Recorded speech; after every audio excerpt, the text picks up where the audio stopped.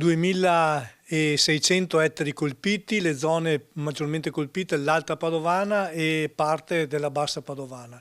Le colture maggiormente esposte sono quelle a seminativo, il mais, e le colture orticole, danni che vanno dal 30 al 50%. Oggi non si può più parlare di casualità, la grandine e eventi climatici colpiscono duramente le nostre aziende agricole che continuamente sono in grosse difficoltà anche per quanto riguarda la parte assicurativa. 2,6 milioni di euro persi dagli agricoltori nello scorso fine settimana per il maltempo, danni importanti come testimoniano i dati diffusi dalla CIA, l'associazione di categoria.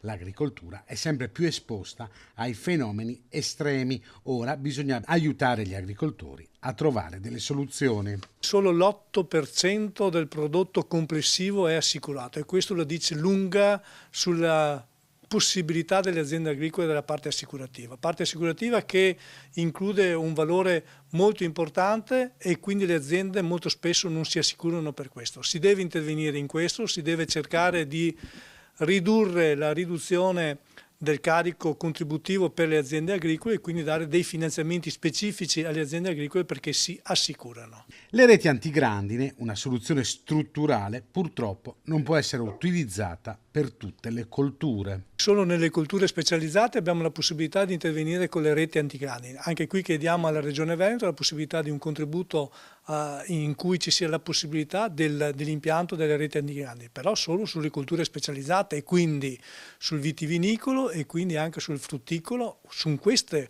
colture specializzate che sono una parte delle nostre colture. Quando si parla di un danno importante per i seminativi, quasi 1900 ettari di mais che sono andati parzialmente distrutti, non si può mettere le reti antigrandine su tanta superficie di questo tipo.